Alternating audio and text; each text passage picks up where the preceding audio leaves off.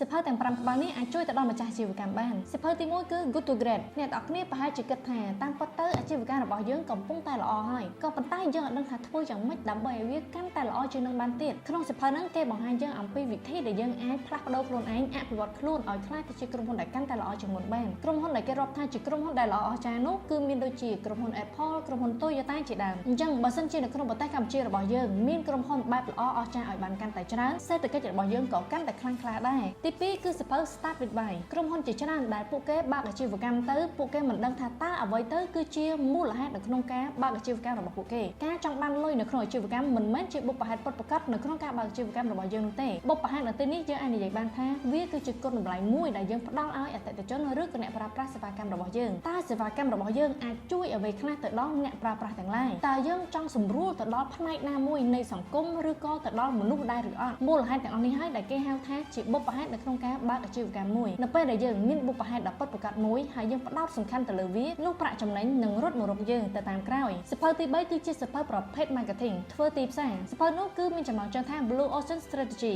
នៅក្នុងបណ្ដុំទីផ្សារមួយដែលមនុស្សកំពុងតែប្រកួតប្រជែងគ្នាខ្លាំងដណ្ដើមគ្នានៅក្នុងការធ្វើទីផ្សារដណ្ដើមភ្ញៀវគ្នាទៅវិញទៅមកដែលយើងហៅថាវាគឺជាសមុទ្រពណ៌ក្រហមប៉ុន្តែនៅក្នុងស្ថានភាពកំពុងតែមានបញ្ហាបែបនេះយើងអាចបង្កើតសមុទ្រខៀវមួយទៀតដែលជាទីផ្សារថ្មីអាចឲ្យយើងក្តោបក្តាប់បានដោយមិនចាំបាច់ធ្វើការប្រកួតប្រជែងជាមួយនឹងមនុស្សជាច្រើនទៀតនោះទេយុទ្ធសាស្ត្រមួយនេះអាចឲ្យម្ចាស់អាជីវកម្មសម្លឹងមើលបានកាន់តែឆ្ងាយហើយនៅក្រៅពីអ្វីដែលមនុស្សទូទៅបានចាប់អារម្មណ៍សិភៅទី4គឺតកតងជាមួយនឹងភាពជាអ្នកដឹកនាំដែលមានចំណងជើងថា Leaders Eat Last ក្នុងនាមជាអ្នកដឹកនាំមួយរូបតើយើងអាចឲ្យបុគ្គលិករបស់យើងដើរតាមយើងដោយសុទ្ធចិត្តបានដែរឬអត់តើយើងគិតគូរទៅលើបុគ្គលិករបស់យើងស្មើនឹងយើងគិតគូរទៅលើខ្លួនឯងដែរឬអត់នៅក្នុងសិភៅនេះគេមិនមែនបង្រៀនឲ្យយើងត្រឹមតែគិតគូរទៅលើបុគ្គលិកឬក៏កូនចៅរបស់យើងឲ្យស្មើជាមួយយើងនោះទេគឺគេឲ្យគិតគូរមុនដែលយើងគិតគូរខ្លួនឯងទៅទៀតគិតគូរទៅលើផលប្រយោជន៍រួមជាធំនៅពេលដែលយើងអាចជួយទៅដល់កូនចៅរបស់យើងបានអាចឲ្យពួកគេមានចក្ខុវិស័យហើយមានភាពជាអ្នកដឹកនាំដោយខ្លួនឯងយើងគិតគូរអំពីសុខុមាលភាពរបស់ពួកគេនោះពួកគេក៏ដើរតាមយើងដោយសុទ្ធចិត្តដែរសិភៅចុងក្រោយគឺជាសិភៅដែលខ្លឹមដូចគ្នាមានចំណងជើងថាផ្នត់គំនិតបកពីភាសាអង់គ្លេស mindset ដែលបង្ហាញអំពីផ្នត់គំនិតរបស់មនុស្សថាតើមនុស្សយើងមានផ្នត់គំនិតបែបណាខ្លះយើងខ្លួនឯងដែលជាអ្នកដឹកនាំតើយើងមានផ្នត់គំនិតត្រឹមត្រូវហើយឬនៅ